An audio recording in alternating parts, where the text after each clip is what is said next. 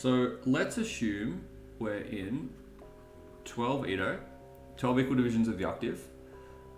We know our vel for 12 Edo, or at least let's use our patent vel, which is 12, 19, 28, 34, and so on. And if this doesn't look familiar to you, make sure to watch the previous videos in this series because I explain a bit better what the patent vel is, but I will write in the primes these correspond to. So 12 steps for the ratio of 2 to 1, 19 steps for the ratio of 3 to 1, 28 steps for 5 to 1, 34 steps for 7 to 1, and so on for all the primes. But we're only going to deal with these in this video. And so this is our vel. This is our patent vel specifically for 12 Edo. Vel. And it's just the number of steps to reach each prime. And from there, we can work out the number of steps we need to reach any interval between them. And to work out the patent vel, I've explained it before, but essentially you can just take 1200 cents divided by whatever equal division of the octave you've got. And that will give you the number of cents per step, which in 12 Edo is 100 cents. And then you can use the techniques I've explained in previous videos to work out what, say 5 to 1 is in cents and compare those. So 12 Edo's best approximation is 28 steps, which is 2,800 cents, which is the closest approximation it has to a 5 to 1 ratio in cents, which is 2,786 cents. But that should all be old news, and if it's not, then it's worth watching those previous videos first. So let's say I want to perform the chord progression that is closest in frequency ratios to 3 on 2, and then up another 3 on 2, and then up a 5 on 4, and then up another 5 on 4, and then down a 7 on 4, which is the same as timesing by a 4 and 7, and then down an octave, 1 on 2. And so essentially what I'm saying is we want the closest approximations of each of these frequency ratios in 12 Edo. But I'm performing this chord progression in 12 Edo, the closest approximation we can get to this just intonation sequence. And so in just intonation, this adds up to the ratio 3 times 3 times 5 times 5 times 4 times 1 is 900, and 2 times 2 times 4 times 4 times 7 times 2 is 800. Let's write that better. 896. Which if we simplify is 225 on 224. And so if we're to perform this chord progression, we end up at a frequency ratio of 225 2/24ths of the frequency that we started with. So we're very, very slightly sharp of where we started. And so that makes this a comma, and it's known as the Marvel comma. And if you want that built into your chord progression, that's fine. But what we want to find out is this comma tempered out in 12 Edo or not? That is all the slight detunings that 12 Edo does to each of these intervals, except the 7th harmonic, which it detunes quite a lot, but is all of the detunings it does from these perfectly tuned just intonation ratios, do those errors add up to making this comma exist in the tuning? Or does 12 Edo temper it out? That is, make it equal to a 1 on 1 and return you back to the start. And the benefit of tempering this out means that if we perform this chord progression over and over and over, our tonic, the first ratio we start with, the 1 on 1, will stay at the same frequency and won't drift about. So we don't have to adjust anything. We won't drift up and down a semitone or a step of 12 Edo.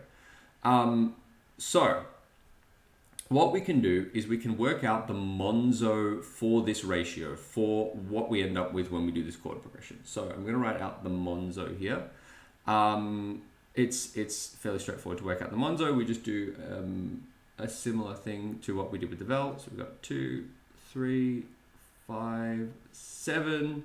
We're not working with any higher primes than that. Now the number of 2's we have in our progression, I can literally just follow these along, or I can do a prime decomposition of this, like a prime factorization, but I don't need to because I can just look at these simple ratios because that's the way I've chosen to write it out. So 2's, we have 4, which is 2 2's on the top, and we have 1, 2, 3, 4. So 1, 2, 3, 4, 5, 6, 7 2's on the bottom. So 2 2's on the top, 7 2's on the bottom. You subtract the bottom from the top, and that gives you negative 5 2's in this ratio. And the number of 3's we've got 1 3 on top, 2 3's on top, and then we have no 3's on bottom, so it's 2. We have 5. We have 2 of 5 on the top, 1, 2, and no 5's on the bottom, so that's 2. And we have no 7's on the top and 1 7 on the bottom, so that's negative 1. So this is, let me write this out.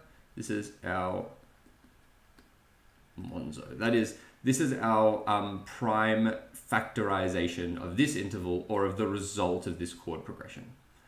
And so let me write these out on a new page because I'm about to show how vals and monzos are intricately connected. So our val for 12-ito is 12, 19, 28, 34, so on. Our monzo is negative 5, 2, 2, negative 1. Negative 5, 2, 2, negative 1. So this is our 12-ito val, and this is our 225 on 224 interval monzo. And so just for clarity, I'll say one more time. This is the number of steps. In fact, let me write this out. The val is the number of steps in the ito per prime, with the primes written out, this is the second harmonic, this is the third, the fifth, the seventh, and you could continue on 11, 13, 17, 19, 23, and so on. And the monzo is the number of primes for the same primes per or in this interval. And so you can see how these are connected. Steps per prime, primes per interval. If you multiply these together, that is, if you multiply each column, the prime component will cancel out and you'll end up with steps per interval. Sorry, I wrote that terribly. Interval. I think my pen might be lagging slightly. And so this is the key thing here, is this is how vals and monzos are connected, is if you multiply the val by the monzo, you can work out how many steps in your tuning it takes to get to this interval, assuming that you've mapped the primes this particular way. So it's not that there's anything particularly special about the primes. You might not care about using primes in your chords at all. You might be using totally composite intervals. But the fact that we know how we've mapped the primes and we've bothered to go to the effort of deciding how we're going to do that means that now we can work out for any interval that you can make up from a prime, which is any interval because all numbers can be decomposed, or all whole numbers can be decomposed down into their prime factors. We can work out for any interval how many steps that will be, assuming that these prime mappings. And so any interval which adds up to this monzo, or any interval which adds up to the same number of steps as this, can represent this interval.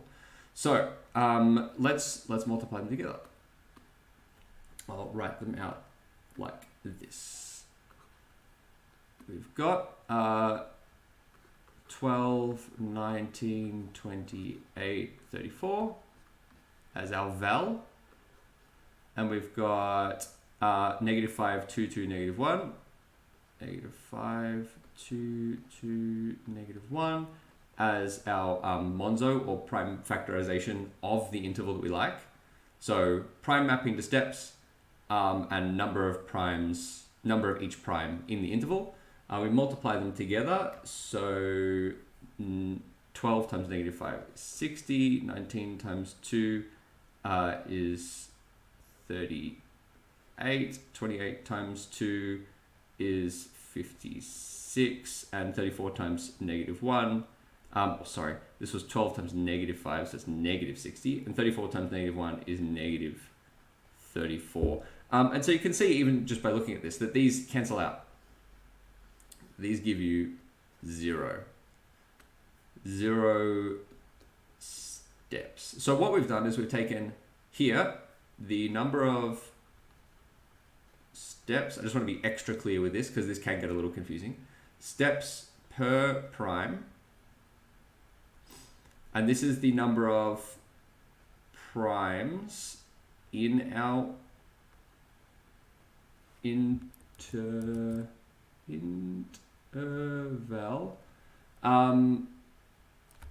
And the primes cancel out, and so, you know, importantly, it didn't really matter what primes it was made from. The point is that at the end of the day, the primes cancel out. All we're doing is decomposing it to primes, then rebuilding it up in steps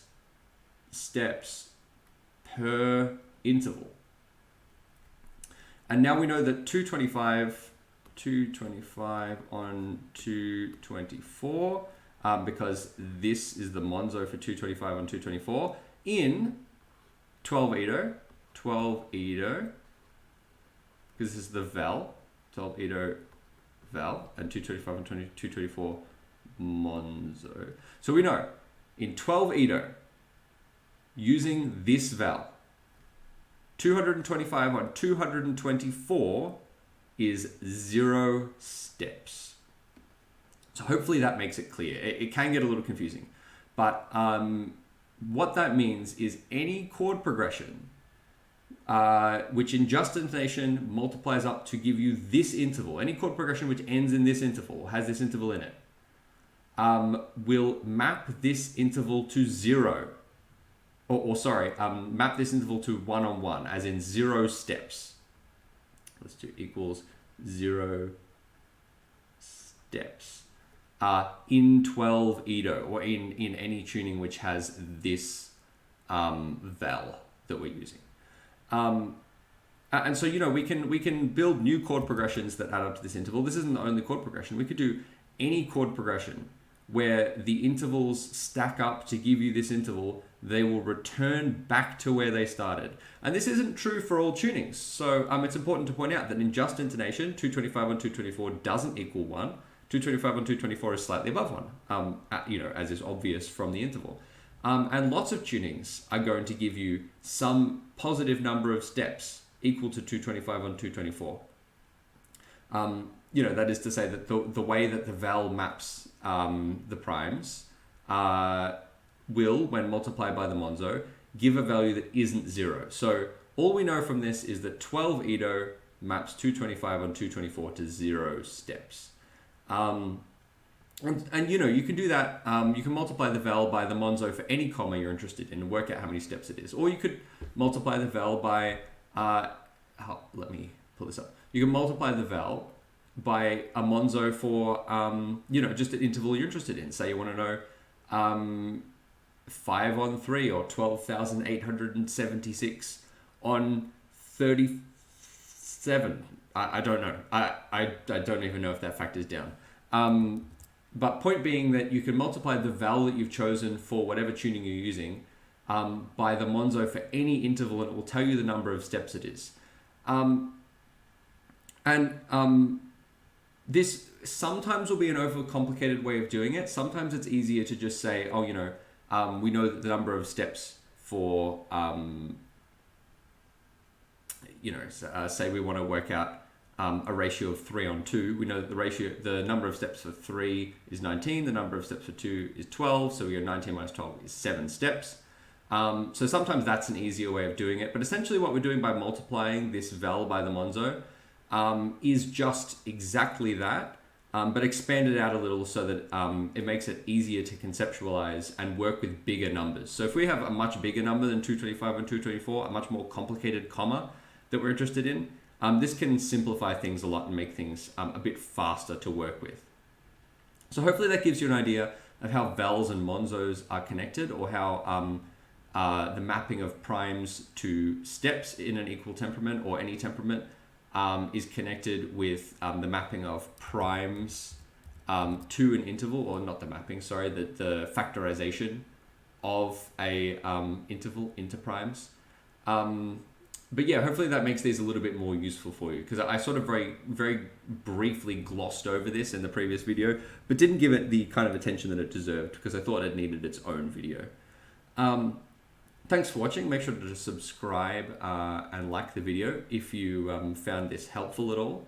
And I'll make sure to do more stuff like this in the future. And this video was done on request, and the last video was done on request as well. So if you have any requests for things you'd like me to cover, let me know. I'm not going to be able to cover everything, at least not perfectly, because I'm not someone who's studied this for years and years. It's just stuff that I've taken an interest in while writing my music, and things that I have found useful. And I don't think I use vowels and monzos all that often when I'm writing music, but when you're designing scales, especially if you're designing, unequal scales, when you're working with rank 2 temperaments and those sorts of things, if that's the kind of thing you're interested in, is building your own scales, these can come in handy.